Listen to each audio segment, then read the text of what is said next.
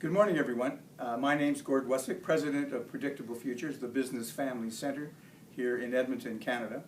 We've been working with family-owned businesses, helping them through the transition for now some 30 years. It began many years ago when my father suddenly died of a heart attack at age 59. He ran a large moving business and a large cattle ranch, and he left two brothers, myself and his sister, and he didn't leave a masterpiece, unfortunately. What he left was a mess. And I always felt there must be a better way. And subsequent to that, I've spent most of my life helping family businesses through this family transition. So the talk is preserving the endangered species, your family business. Now, as some of you might be aware, 7 out of 10 family businesses don't make it to the second generation. And only about 10% make it to the third.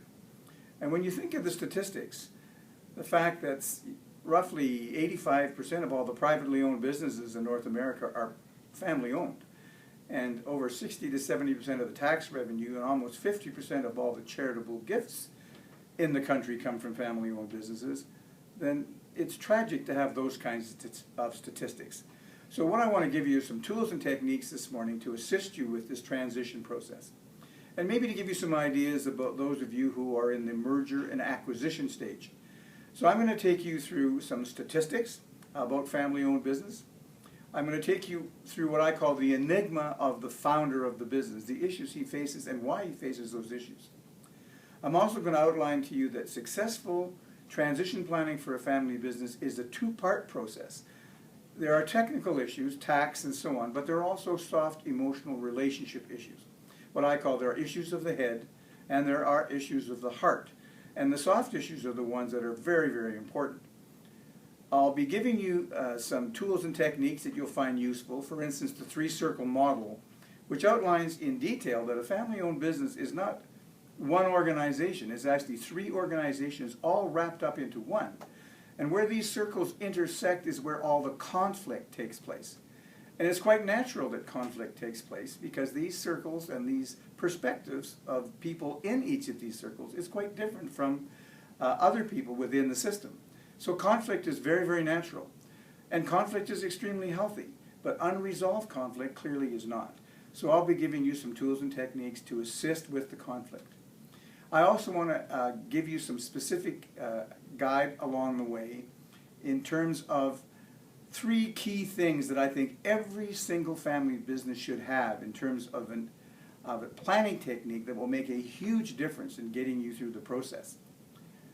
And also we'll be outlining the predictable future process, something that we call the pathway to predictability, which many family businesses have used and used very, very effectively. I'll also be giving you 12 key questions that every family business should ask themselves at the end of the year to help them in their strategic planning, not only for the business, but for the family and for the ownership of the shares. I hope to show you the enigma of the family business owner, the issues that the founder wrestles with, and some of the issues that the next generation wrestles with. And the real CEO in the family business, the chief emotional officer, which is often mom or the wife of the founder, and the difficult role she finds. So we're going to have some fun, and you'll leave at the end of the session with a number of tools and techniques which I believe you can immediately apply to assist you in your estate and succession planning process. It'll give you a roadmap, a direction, some tools you can actually put to use immediately. But I won't cover everything you might want to know in the hour and a half we have together. So you'll have some questions, and I'm open to any of your questions at the end. There's no such thing as the foolish question.